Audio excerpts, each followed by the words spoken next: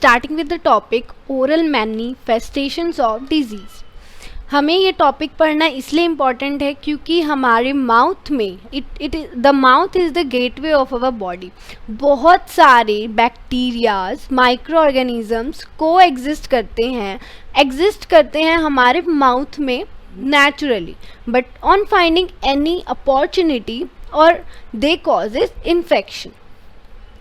The oral lesion occurring with a wide variety of systematic disorders or they coexist with many systematic disorders. Means कुछ ऐसे lesions होते हैं जो बहुत wide variety of systematic disorders के साथ होते हैं और कुछ lesions ऐसे होते हैं जो किसी particular सिस्टमैटिक डिसऑर्डर के साथ कोएग्जिस्ट करते हैं। हम एग्जामिनेशन कैसे कर सकते हैं? By teeth, tongue, oral mucosa, soft and hard palate, pharyngeal pouches and tonsillar bed.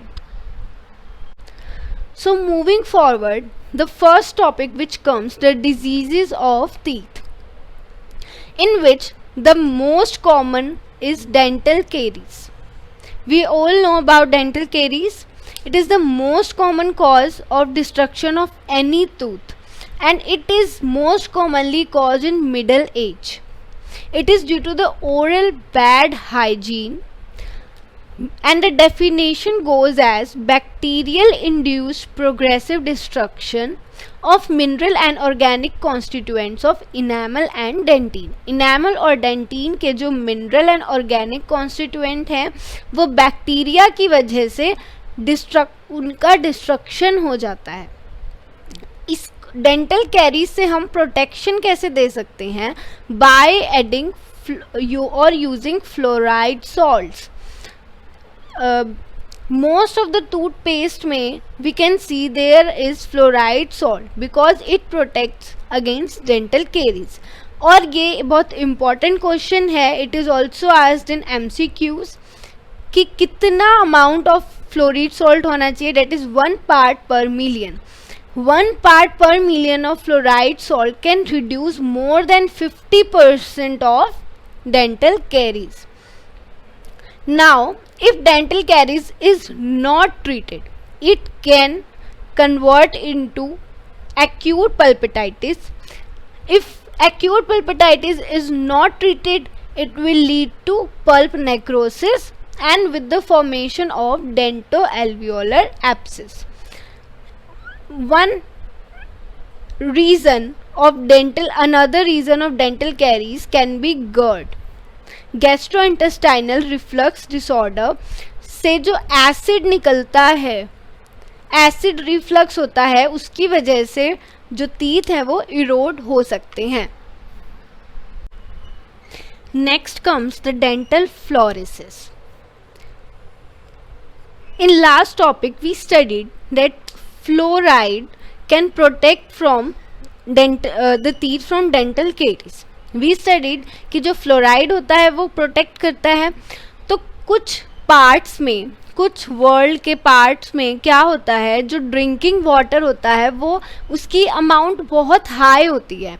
As we studied few minutes ago that the normal value of fluoride content should be 1 parts per million, but it is high as 3 to 5 ppm. If it is about 3 to 5 ppm, it will cause dental fluorosis.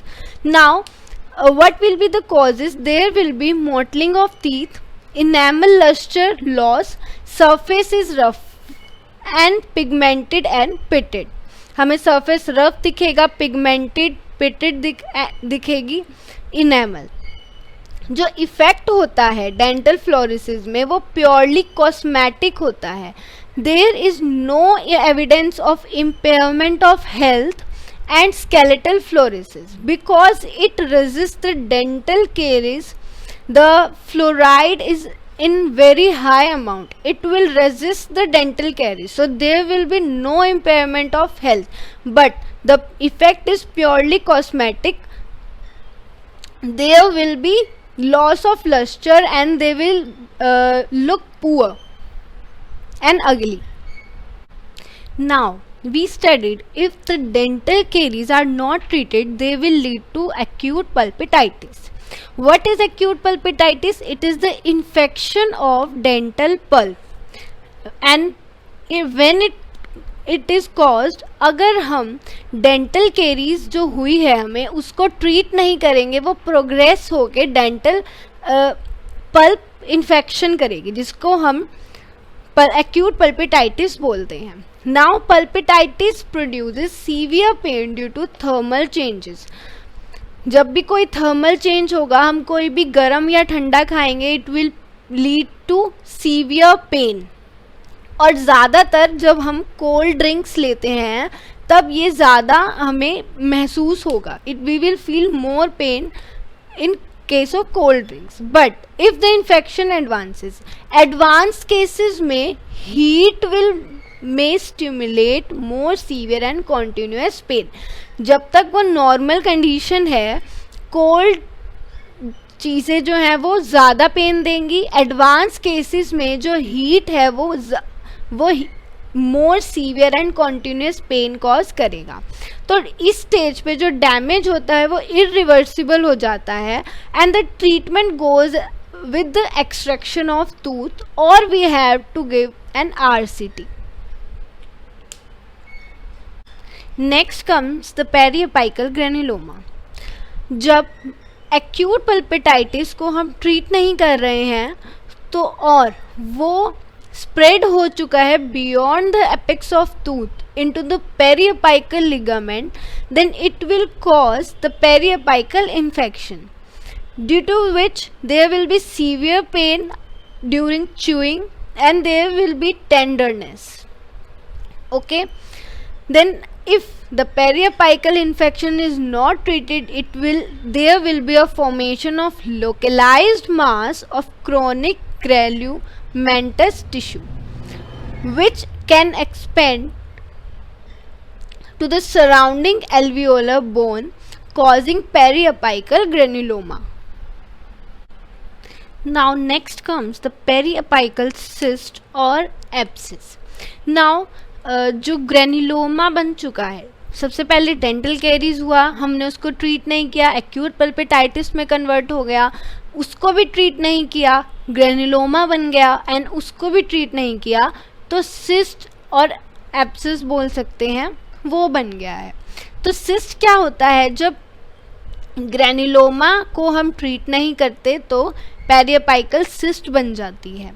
और dental x ray से अगर हम उसको देखते हैं तो dental x ray में हमें वो एक ट्रांसल्यूसेंट एरिया दिखता है. जिस एरिया में हुआ है वहाँ पे ट्रांसल्यूसेंट एरिया दिखेगा, वो वाला.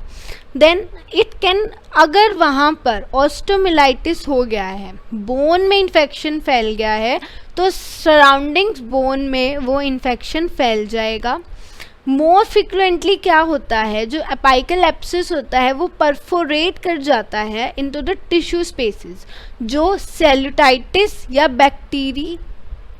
बैक्टीरिया कॉज कर देता है, जिसकी वजह से वहाँ पस की डिस्चार्ज होती है.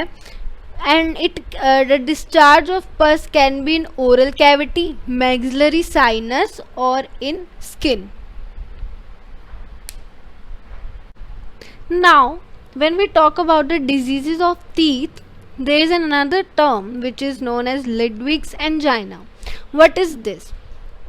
जब इन्फेक्शन होता है हमारे मोलर टीथ में और वो इन्फेक्शन सब मैंडिबुलर स्पेस को इन्वॉल्व कर ले और एक्सटेंड हो जाए सब mental and sublingual spaces तक. ठीक है, तो जब इन्फेक्शन जो होता है वो ओरिजिनेट होता है मोलर से, पर जब वो इन्वॉल्व कर ले सब मैंडिबुलर स्पेसेस को और इन्फेक्शन एक्सटेंड कर जाता है mandible and sublingual spaces तक, then it is known as Ludwig's angina. Clinically we will see a swelling in the floor of the mouth which will ultimately produces elevation of tongue, and then there will be difficulty in breathing and chewing. And if infection spreads to pharyngeal pouches, it can lead to cavernous sinus thrombosis.